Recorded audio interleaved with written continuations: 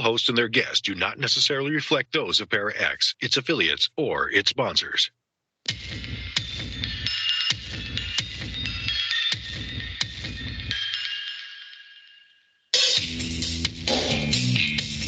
Supernatural, metaphysical, paranormal. You know, all those things you've been wondering about? Are you ready to go deeper into the realms of the unknown? I hope you've got your walking shoes on, because life is an adventure, and this is the journey. Come on, let's go.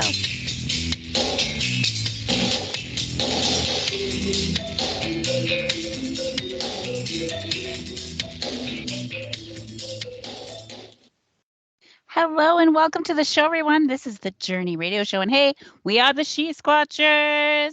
I'm Jen Cruz, your host, and I've got my trusty teammates on the line. I've got Jenna Grover. Hi, Jenna. Hey. And I've Oh, got Tammy. I'm sorry, what? before you introduce Tammy, I am sorry, I'm laughing so hard. So when we were doing our dance, Jason rolled his eyes for like the longest time. And I started laughing and I couldn't even dance anymore because it was so darn funny. Thanks for the eye roll, Jason. Okay, introduce Tammy. Okay, so here, and we've got Tammy Trickle. Hey, everybody. Tammy. Yay. All right, we got a super special guest for you tonight. He's here for the eye rolls, and I'm telling you, he's got them. Yes, he does. We've got Jason Johnson with us from northern Minnesota. Hi, Jason. Welcome to the show. Thank you. Yeah, hello. Thanks for coming on with us. I recently met Jason at the Bigfoot Days in Reamer, Minnesota. And I was like, hey, you're a new guy. What's going on? Right? Absolutely. Yeah. So he agreed to come on our show and tell us a little bit more about him and let's see. Oh, so I see what's going on in the chat room there. I was like, what's going on? Okay. So Jason, tell us a little bit more about yourself. I know you're former military. Will you please tell our listeners about your background? We'd love that. Well, I come from a military background. Grew up in Minnesota most of my life.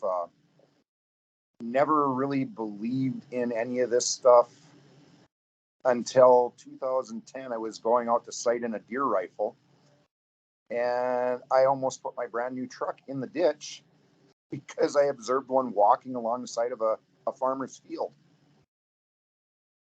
Wow. And it's ever since then, I've been a believer. I've been a knower.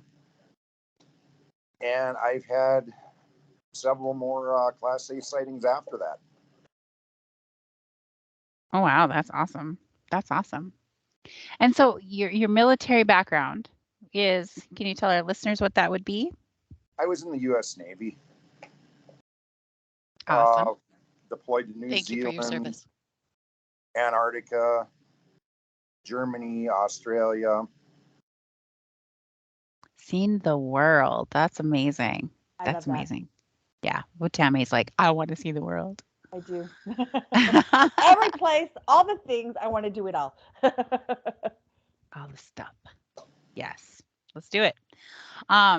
So since you saw the Bigfoot and then you knew, after that you just were like, I got to know more. I got to see more. I got to experience more. Is that how it went for you?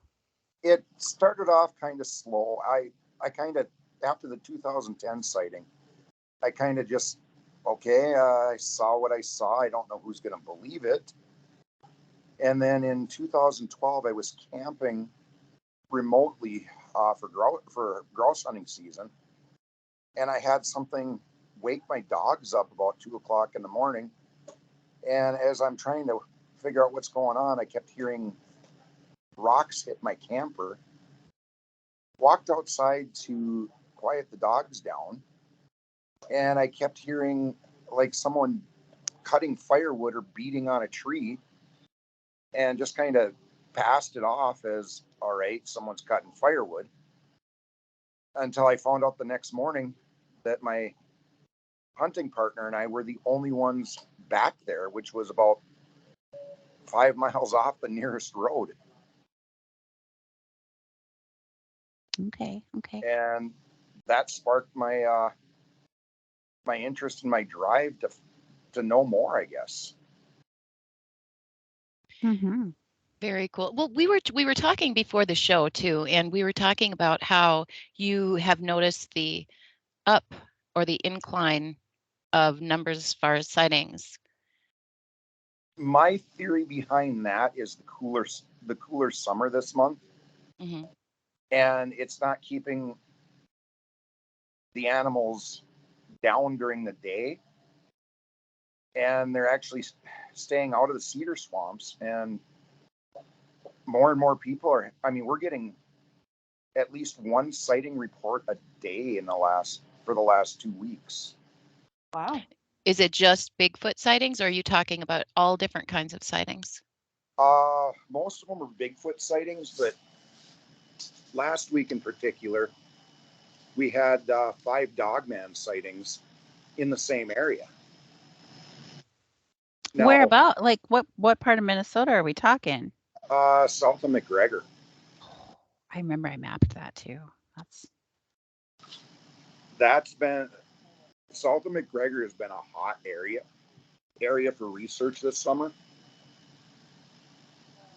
I mean, when you got 2 loggers that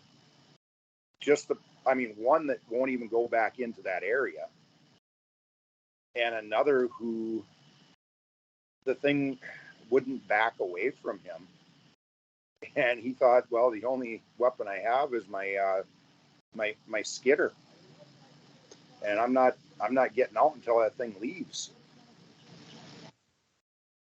So, and this is a friend of yours who this happened to?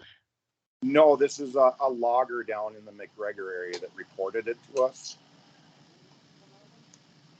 So we're actually going out this weekend to investigate that.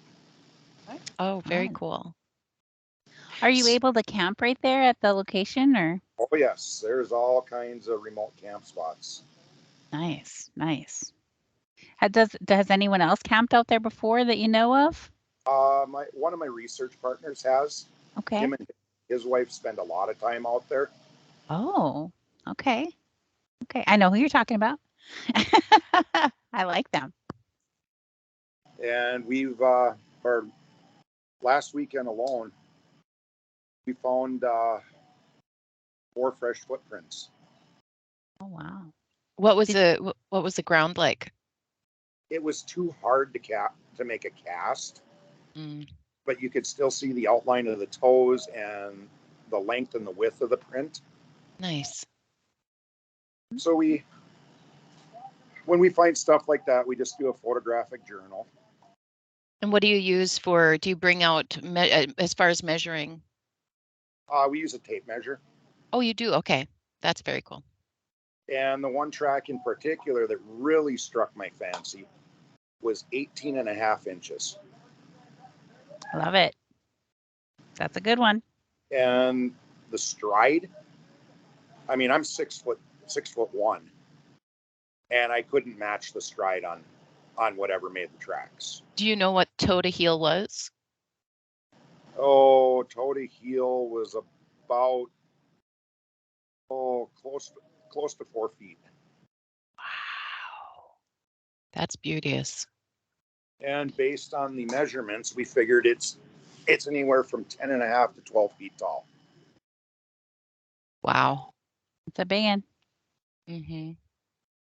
But that area gets a lot of reports of, I mean, the average report is people saying about 10 feet, 8 to 10 feet tall.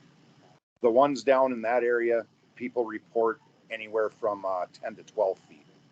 Now, did you find a set of tracks or did you just find one print? We found a set. Nice. Okay.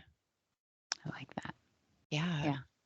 You Good. hear so many people just finding, one print or maybe 2. And Well, see, our theory behind that is if there's one track, there's more. And usually the people that find just one, they usually back out of there because they go, oh God, it kind of freaked me out. mm-hmm. So they don't stick around to look for more tracks.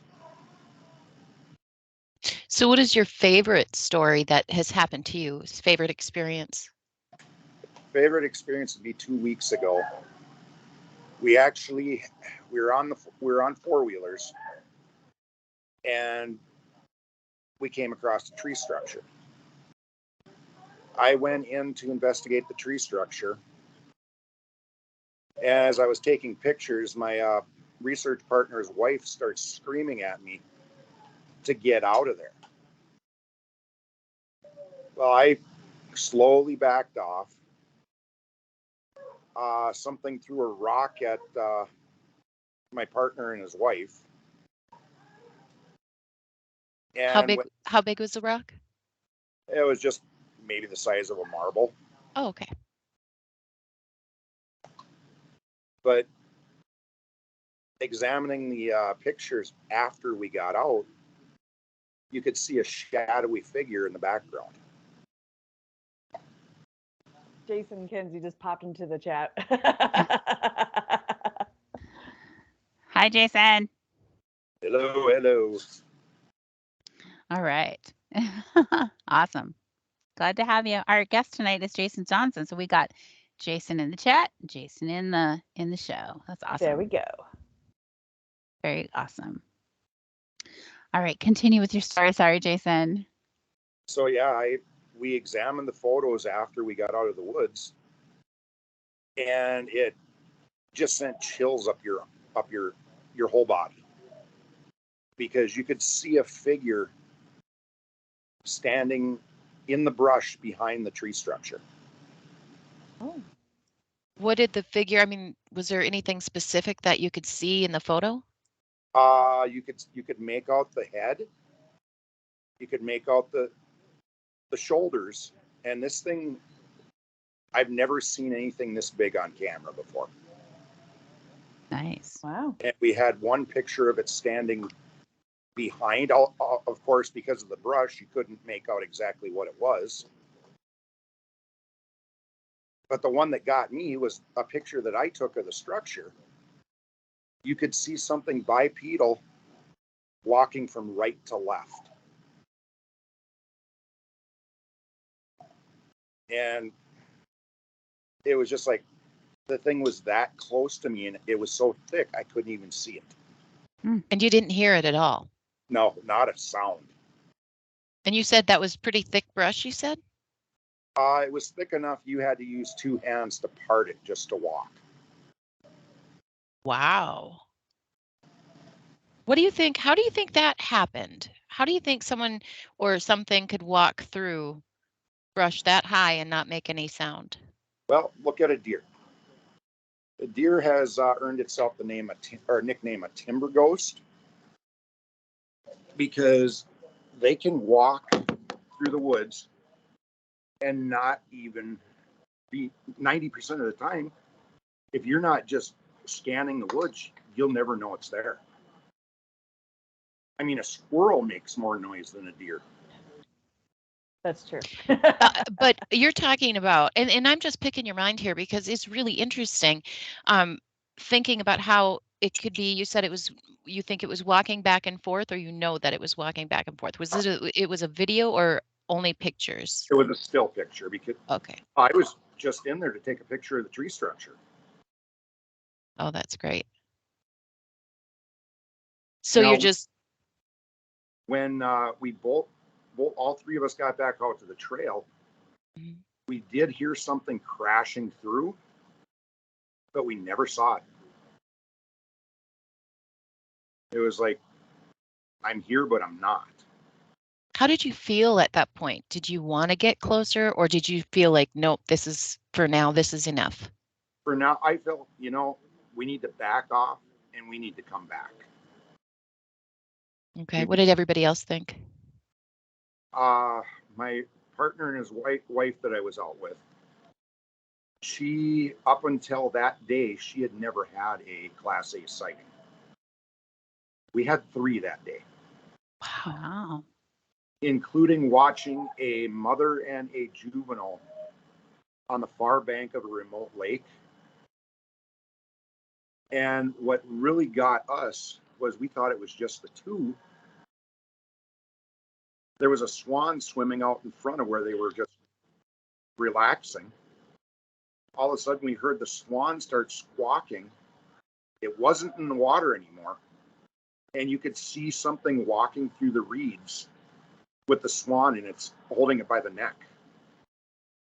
Ooh, Huh. you're having a little bird for lunch. Yeah. Those are big birds. Yeah.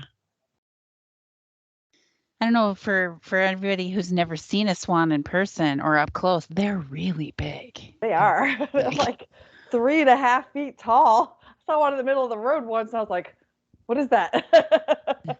Our next expedition out that way, we are going to bring a boat out there, go over to where this happened. Not only look for tracks or sign, but we're going to get in the water and see how deep the water was to make an estimate of how big this thing was. That's a great idea. That is a great idea. Are you going to be the diver? I'm going to be in the water, that's for sure. Are you?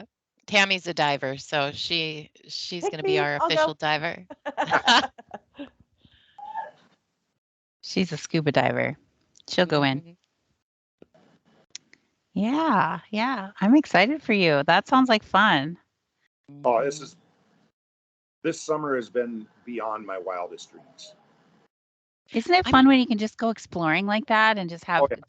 cool things happen? I I love re- that. I retired 4 years ago, so this Oh. is my fun. Yeah, I totally Mhm. get that. I'm not retired, but it's my fun. Mhm. I'd like to be retired and be able to do that. That would be awesome. Yeah, that would be amazing. So have you seen up close and personal as far as Class A sighting? Have you seen like the facial specifics? Last summer and this summer I have. Okay, can you describe like from here down kind of what the specifics? I'd love to hear it. Picture a person with large eyebrow or large eyebrows, basically Cro-Magnon man. Hairless face. I mean, I actually looked at one through a rifle scope last weekend, and it was so human-like. Even if I had to pull the trigger, I couldn't have done it. Yeah. I mean, people ask me all the time, do you think it's the missing link? I said, no, it's just a break off of evolution. So what do you think? I mean, I'd love to hear it. I'm sure everybody else would too. I think it's a branch off of Gigantopithecus, where man went one way and they went another way. And people ask me, well, if there's so many of them out there, why aren't they seen more often? Then you take them up, you take them out in the woods up here, and take them up on a big, like I live by the Laurentian Divide, and you show them how vast the wilderness is up here, and you explain to them there's areas out there that haven't been touched by man in over 100 years. Yeah. If something wants to hide, they have the perfect environment. And they've been doing it for how long? You know, there's so many people that just are so adamant that they don't exist. And if they do exist, they're animals. And I would love for people just to open their hearts and their minds. And nowadays, because when you said that about how people nowadays are coming out, they're seeing more things, they're experiencing more things, you know, I agree with you. I think this is happening more and more. And I don't know if it has anything to do with the veil or what, but people are starting to see things and life is becoming a lot more interesting. Well, it's not only more people are seeing things, it's more people are, well, like you said, more people are getting out. Mhm. You have, I mean, 20 years ago, you didn't have ATVs in just about every household. Yeah. Nowadays, well, everybody I know has a four-wheeler or a side-by-side. And the trail systems are becoming more and more vast. I mean, for a researcher, this is the time. I mean, this is where we're going to get, I mean, we're we're close to having the evidence needed to prove it exists. But don't we have the evidence? I mean, we're getting so much evidence. Is it a matter of just slowly integrating it in like they did with UFOs, making it so people can accept it? Well, what it's going to take for something that lives in our forests is a live specimen. And we're not out to kill one, but we're all about bringing a biologist out in the field and tranking one and getting the video and the photos and the hair and skin and blood samples. Be very careful. I see that as dangerous. Oh, I mean, where there's one, you've got to think there's many. I think that's what happens to the 411 missing people. Or I think the people who go missing and are never seen again are probably the ones who take a shot. Well, you got to figure a trank gun is quiet. So hopefully. Well, if they tried to remove one. Well, we're not going to try and remove it. We're just going to get the pictures, video, and samples that are needed. And then we're going to back off, observe it. And once it wakes up and starts moving, then we're out of there. Well, I certainly hope you guys stay safe. I hope everything works to your plan and that you get the evidence that you're looking for. But just please be careful, because that's our number one priority, is team safety. That's good. So when you go out there, speaking of your team, what are you using besides yourself as equipment? Nothing. We don't bring any knocking sticks, any game calls. My one partner and I were both former military. He's a former Army Ranger. We're both trained in wilderness survival. So when we go in, we look at every detail in an area we're researching. And if something's out of the ordinary, we're going in to investigate it. Mm-hmm. When you say out of the ordinary, give us some examples of what you're looking for. Tree breaks. Game trail that wasn't there a week ago. If we hear something in the woods, we're taking the time to look and listen. How many times? I mean, we figure at least 1 in 5 has individuals in northern Minnesota have seen one and just not even realized what it was. Kind of just overlooked it, didn't pay attention. But I think that's a lot of that is because we are so consumed in our own mind and our own thoughts that we don't see a lot of things in front of us.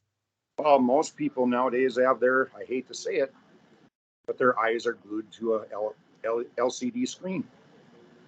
Or fabulous shows like ours. There you go. They have their cell phone glued in their hand, and all they do is watch YouTube and surf the net. Text. Well, I'm not gonna say I don't do it, but it's a place I like to visit. I just don't want to be consumed by it. I do too, but when I'm in the woods, the only time my phone comes out of my pocket is to take pictures. Yeah. That's good. I just got to give kudos to my phone. I got a new phone this year for filming because it takes 8K video and I love it. Nice. So yeah, I'll film with my phone. But we do have a video camera and 2 GoPros that we're incorporating into our research. And hopefully we can, when we see what we did the other weekend, we can actually get the video camera to capture it. What about night vision or thermals? Do you have any of that at your disposal? No, we don't currently, but coming from a hunter's aspect, do you really want to be in the woods with an apex predator at night? I do. I do. We do. We do. We have. I've done the night investigations. I'm having more activity during daylight hours or twilight hours than I've ever had at night. Twilight. You know, the tribe says that when the sun starts to twilight, that's Yep. their time, and you know, is moving into their time, which is night. So, but yeah, so we do both day and night stuff. You know, because you're not going to see the tree structures and all that at night. You're not going to catch all that. You're not going to see the footprints like you would during the day. So, but you know, we've had some experiences in the woods where our lights would only light up the forest so much, and as soon as you turn them off, you can hear the stuff coming in, and you're like, yeah. oh. Yeah, we've been out at night and we've heard the whooping and could hear them walking with the parabolic mics. Mm-hmm. But as for me, I want that stone cold hard evidence. Right. And the only way we're going to get that is daytime investigations. Okay. See, before the break, I know there's only a few minutes before the break, but I wanted to ask you your thoughts on GoPro. Because I know it only lasts so long. You can only take so much video before it gets really hot. How are you using it? Which one do you have? We haven't. Well, yeah, I've got the Hero 4. But I have a GoPro Hero 4. My buddy just got one. His wife just bought him one for his birthday. So Nice. we're gonna have her wear one on her front, one on her back, and she's got a nickname in our group, Squatch Bait. Oh, we have T-shirts that say I saw Bigfoot. those in Reamer. Yeah, they glow in the dark. I one, but Jen was a little preoccupied. I wasn't Aw. preoccupied. I was busy. I know. You could come over. We only had 2 left. We only have 2 left. An extra large and a 2X. That's what we got left. Okay. So if you want your T-shirt, call today. No, I'm kidding. At www.shitsquatchers.com. They're actually not available on our website. Just Did I sound saying, like a they're not commercial? really there. You did. It You sounds did. like, but it's false You were amazing. advertising. False. Yeah. Yes. There's no place to order our shirts online, guys. Sorry. No. You gotta come see us. Or get a hold of us. But Yeah. no, this is this summer for researching has been unreal. Mm-hmm. I mean, it's beyond my wildest dreams what we're coming up with. The weekend before Reamer Days, I was actually out between Reamer and Hill City, and I had 2 bipedal entities running east to west 25 yards in front of me. Huh. During the day. And that was visual. That was visual. And how far away did you say they were? About 25 yards running through the brush. And you've got good eyesight? Oh yeah, I got. That's awesome. I had to check. That's far. She's playful.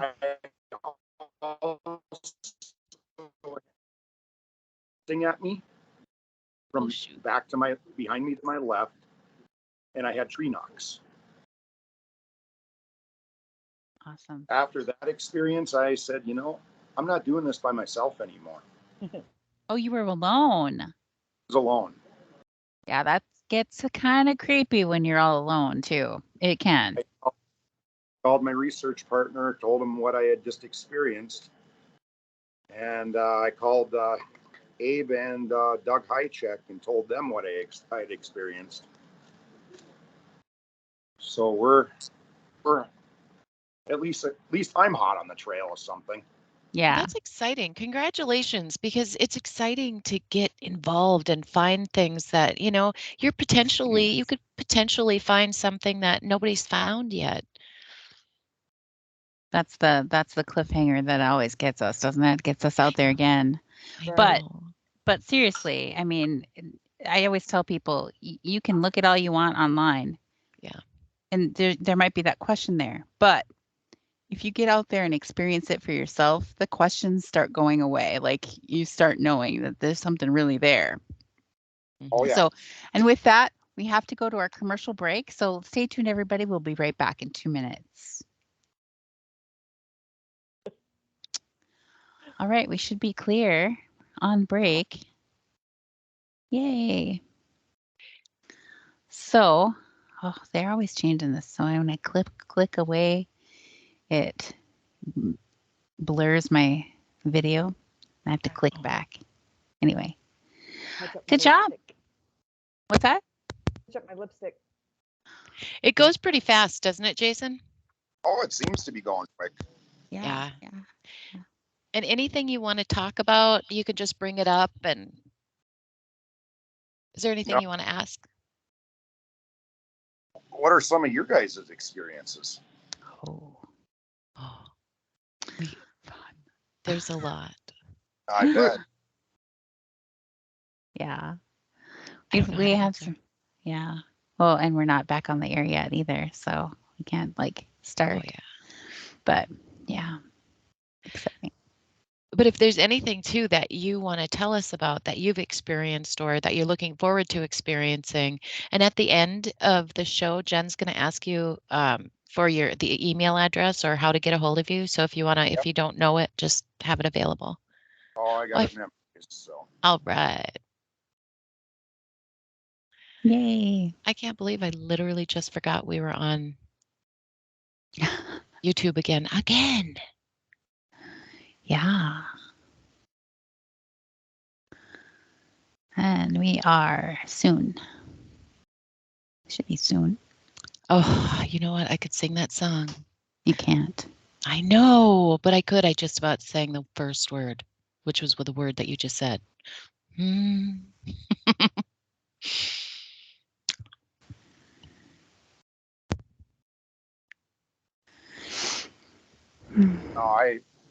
I'm always researching, looking at other people's methods.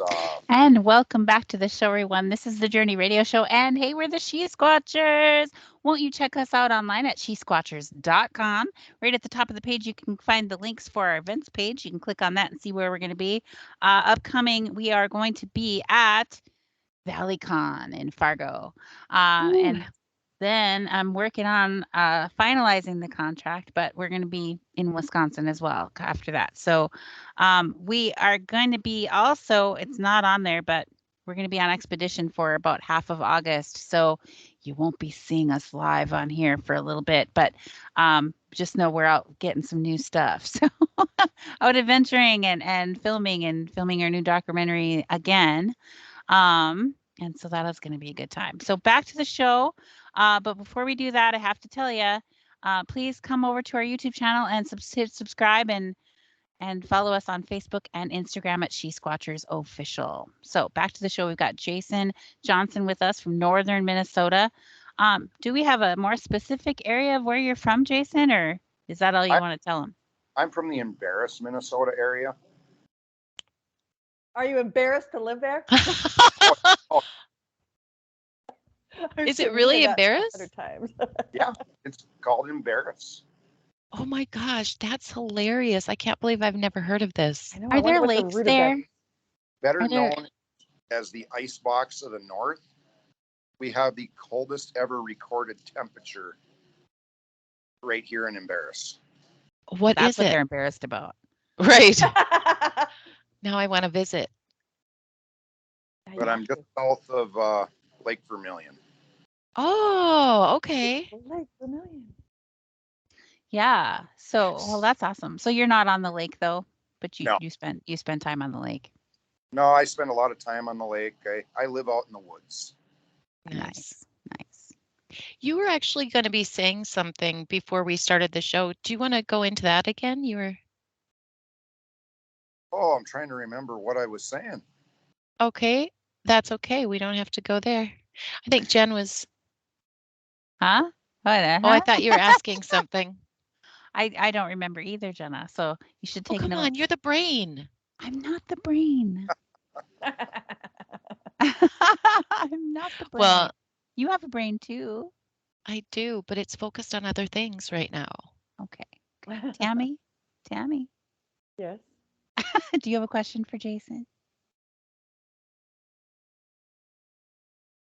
I mean, I'm always full of Okay. questions. So if you guys need questions, I'm there for it. Go for it, Jenna. It's all you. Okay. So we talked about the equipment that you used, and we talked about how many times you said you go out every day. How Is it every often, day? like I'm sorry, not every day. I was wondering if you went out every day because you said you're out there, you live out there. Are you always out there? I'm in the woods, in the deeper woods, at least once a week. Oh, okay. But I've had activity near my house at 5:30 in the morning. I've had whoops and tree knocks from the river down the road from me. So this is literally coming to you. You don't even have to technically go out anywhere. This is literally coming. They're coming to you. Not recently, but they have in the past. Do you believe in communicating via images or with your mind? I'm open to it, but I haven't experienced it per se yet. Okay. I was just wondering because I thought, well, I wonder if he's asked, or I wonder if you had asked them to come with you or to be around you, come to your home and visit you. I would never openly invite something that I don't know enough about. Okay. I actually, if I had a clear as day sighting and I was able to say something to it, I would have no problem with one being around my house. But what would you say? You said if you had something to say to it. I would tell it I was a friend. I'm not there to harm it, and I want to make sure it stays safe. So is your ultimate goal then that you want to find evidence? What is your ultimate goal of doing this? We want to find the evidence, and after it's proven that it does exist for beyond the shadow of a doubt, we want to get legislation put in place to protect it, so you don't have every big game hunter across the country flock in Minnesota to try to kill one. Right. Do you think that you said flocking to Minnesota, but they're everywhere? Like, do you think? It should be But federal. if Minnesota was proven to be the first state where it was proven beyond the shadow of a doubt, you would have every hunter, including people from overseas, heading over here to try to kill one. Yeah. Shouldn't And that be illegal? that is not what we're about. I think it would have to be illegal. I mean, you need a permit to hunt any animal. But that's the whole thing. I don't believe it to be an animal. I don't either, but if someone was going to come over here to hunt it, they would have to have a permit to hunt it. So then they have to classify it. We all know the world of poachers up here in northern Minnesota. Well, yeah, that's true. Yeah. Ask forgiveness, not permission. So sad.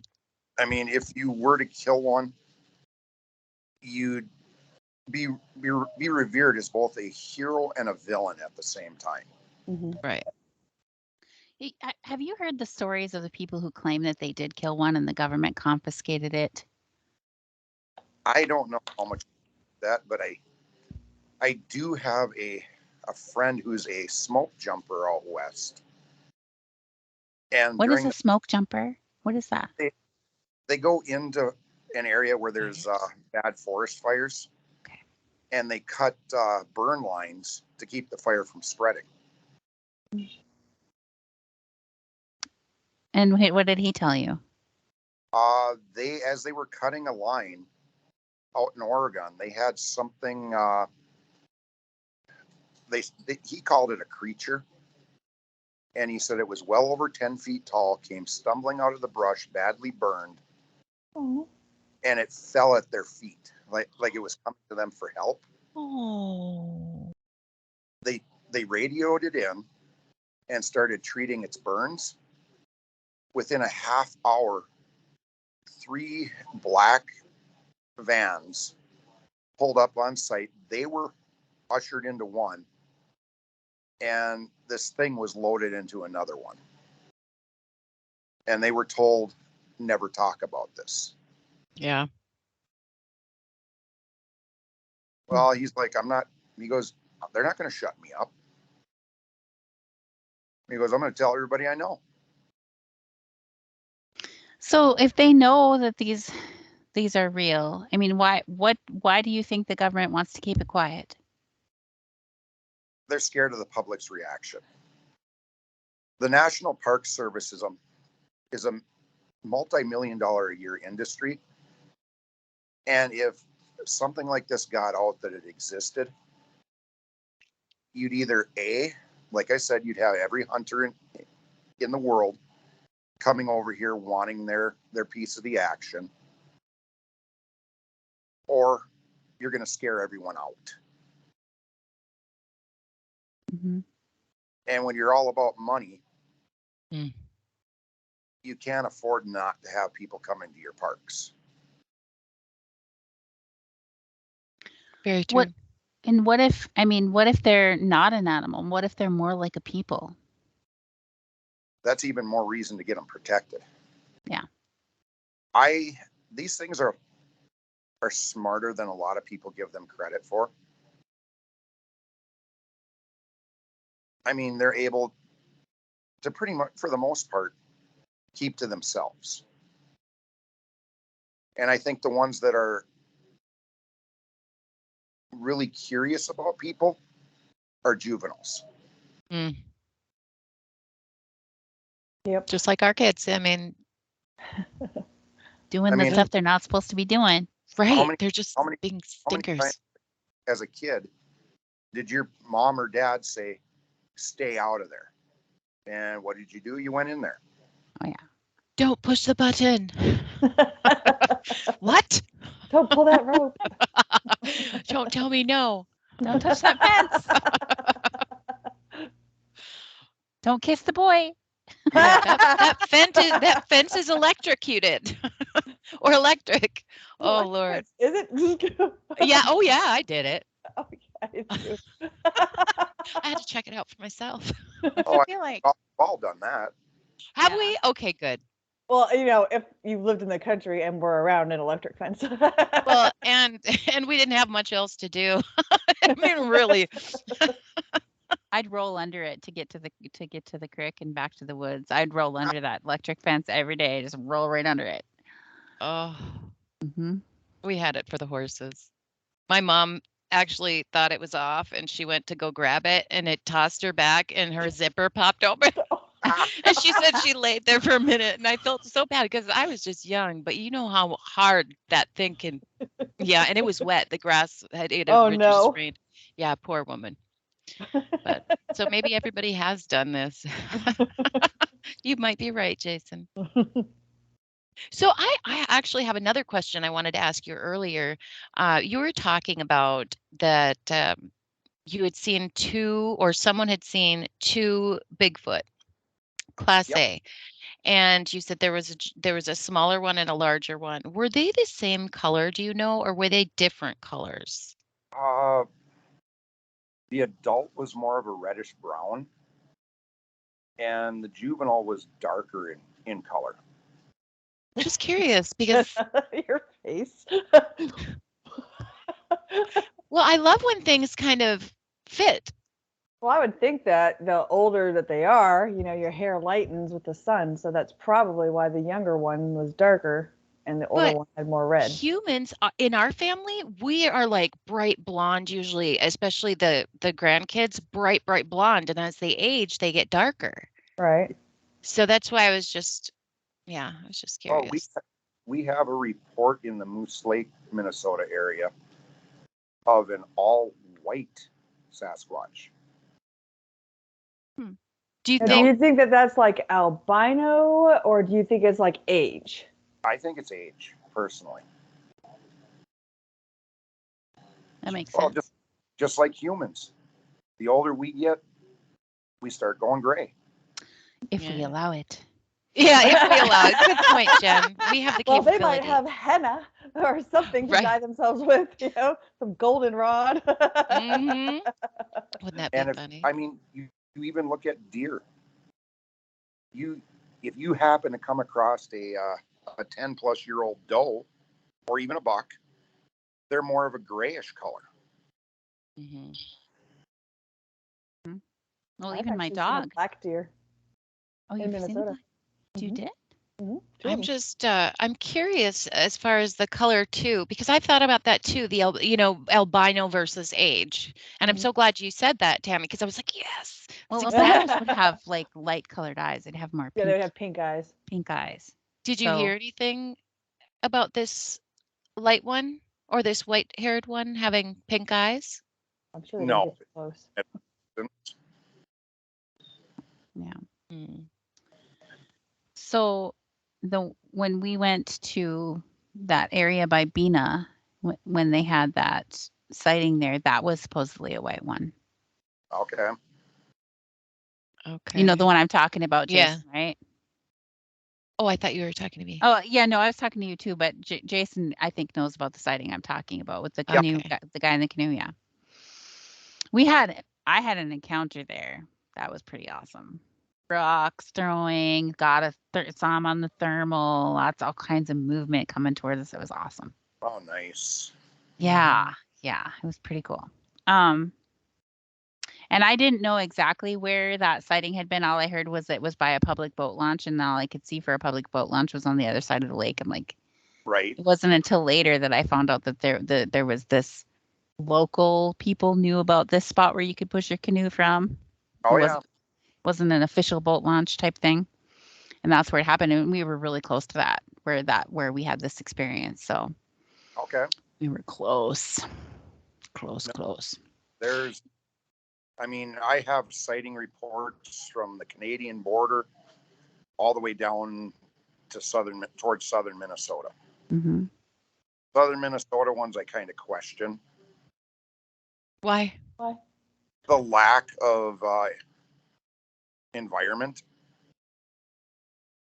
I'm not saying they couldn't be there,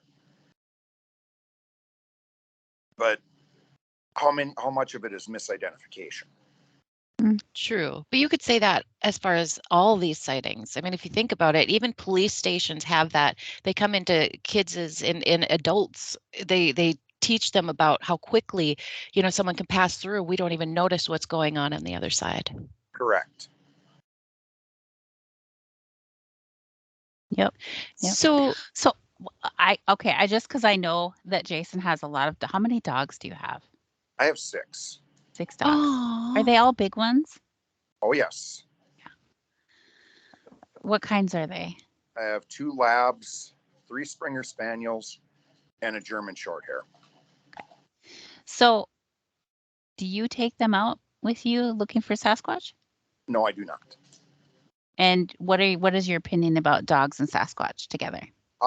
We have, for the first time in history, proven that tracking dogs can be used to hunt Sasquatch. Okay. That's proven? Please tell us. We have 2 certified tracking dogs on our team. And both times we've had them out and had encounters, including my teammate getting struck by a rock. The dog keyed in on it and sat down and stared into the woods. Kind of keying his eyes direct at the Yes. where the rock came from. And this was even before the rock was thrown. And within probably not even 2 seconds after the dog keyed in on it, the rock came flying out of the woods and hit my partner in the side of the head, knocking him onto the ground. Oh. Was that the one with the wife? The partner Yeah. with the wife? Oh, geez. Yes. Was she okay? Didn't hit her, it hit him. Yeah. Oh, was he okay? I caught him before he completely hit the ground. Holy But yeah, he's fine. And we were actually able to recover the rock and collected it as evidence in a paper envelope, and it's being analyzed as we speak. So when you're collecting evidence, are you wearing gloves? Are you, I mean, where are you getting your pieces from? Do you put it, you said a paper envelope. Where do you get this? A paper envelope will not taint evidence. A plastic bag or a container will taint the evidence. Well, they've got those small, the sandwich bags, the Don't use paper bags. Don't No, use the small ones. the I- paper. I used to teach evidence collection Mm-hmm. when I worked for the state of Minnesota. And if you want to save DNA evidence, you put it in a paper sack. Right, but a paper lunch sack would be okay. Yes. Okay. Thank you. I was trying to explain. Sometimes there's a problem. Plastic will not retain the evidence. Is it because the plastic absorbs? Correct. Or gives? Okay. So do you use gloves? First sanitize my hands, and then I apply gloves, and then I apply sanitizer to the gloves. Oh, wow. And then do you use your gloved fingers, or do you use a sanitized tweezer? It depends what I'm picking up. Okay. If I'm pulling prints or doing a cast, I just wear the rubber gloves. But if I'm picking something up that could potentially be evidence, I use a sterilized pair of tongs. Okay. Smart. Yeah. I don't want anything to taint that possible evidence. Mm-hmm. No, and I love the fact that everybody's working together more as Bigfoot enthusiasts and as Bigfooters. We seem to be sharing a lot more information, working together. What do you think about that? For the most part, most people do share and help each other. Mm-hmm. But you still have those ones out there that they don't want to share anything. That's true.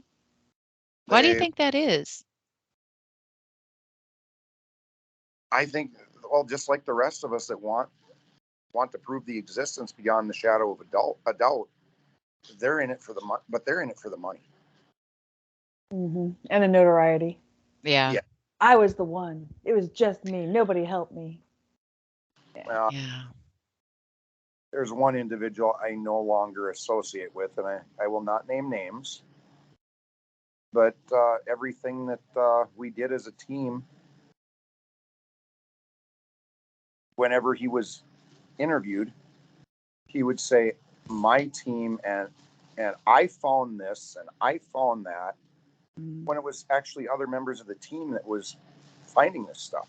Yeah. Yeah. And I'm not,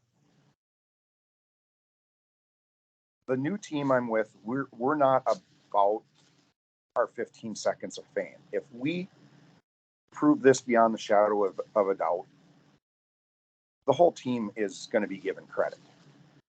That's the way to go. That's the way it should be. Mm-hmm. Mm-hmm. Yep. I mean, we don't want money for the discovery. But you take it. No, I would not. And if money was forced into my hand, yeah, I would donate it. Boy, I have too many bills. If someone was forcing money on me, I think I would just be like, okay, fine. Thank you. If you insist. Thank you. I do need it. I would probably give anything that I was given to a veterans organization. That is wonderful. Not enough is given to our veterans. And thank you, by the way, again, thank you for your service. I'd do it all over again if I was young again. Oh, that's a beautiful attitude. I appreciate you. Me too. But yeah, there's too many people out there that are in this for the fame and the money. Mm-hmm. And That's until you separate the fame and the money from the research, you're not going to make the discovery. That's my view. Yeah, it's your intent. I think our intent brings us to fabulous places as long as we're in it for the right reasons. And that's all of life. And when I met Jason in person, I heard him talking at the Bigfoot days, and I went up to him after and I just said, my tribe believes that if Bigfoot wants you to see him, then you'll see him. And if he doesn't, then you're not gonna. I actually had an elder come up to me at that Bigfoot days, and he said something I couldn't wrap my mind around at the time, but he said, you are chosen, you are a walker. There you go. Wow. And I'm like, what are you meaning by walker, and how am I chosen? Mm-hmm. So I've been researching into that the past couple weeks. What have you found out? What is coming to light are some of the dreams or premonitions I've had. Like, there's been areas I've traveled to, fully knowing I've never been there before, but I could tell you where everything was. A dream walker. Yeah. Okay. I know what that is. We do that sometimes. Like, I was driving down towards Pipestone, Minnesota years ago, and I pulled into a rest area, and I just got the chills. And I looked at my wife at the time, and I said, I've been here before. I said, I can't tell you when or how, but I've been here. Or a past life thing, right? Coming home on leave from the Navy one year, I pulled into Cheyenne, Wyoming, and I had a shipmate of mine I was dropping off in Wisconsin. And he's like, man, I'm out of cigarettes. I could really use a cigarette. I said, well, there's a saloon down around the corner. And I said, look for the saloon with the swing gate on it. I said, there's a cigarette machine right inside the door on the right. I'd never been to Cheyenne before in my life. Huh. Oh, wow. Well, we'll have to talk more about that later off the show because we're going to not have enough time, but I have lots of tough stuff to tell you about that, Jason. Lots of stuff. So definitely. I'm rediscovering myself. That's wonderful. Beautiful. I call that a spiritual awakening, where your perceptions of reality is expanding. You're expanding your conscious awareness into what else is out there to see. And I always tell people the brain thinks at 400 billion bytes per second, but the average human is only consciously aware of 2,000 bytes per second. Out of the 400 billion, your brain is actually processing. So most of what we see, hear, feel, and know, what we know is in our subconscious awareness. And it sometimes it ekes up into our conscious awareness as a gut feeling or an instinct or a knowing of some kind. But you can move it. You can shift your conscious awareness to become more aware of what else you're experiencing in your subconscious, what else you're sensing that you're not aware that you're sensing.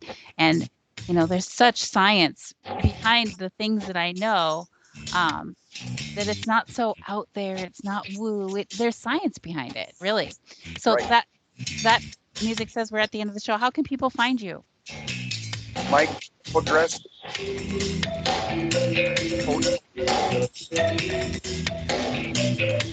Okay. Well, thanks for everybody. I'm going to put it in the comments how you can find him. And thank you for tuning in. We'll see you next week. Good night, everyone. Good night, everybody.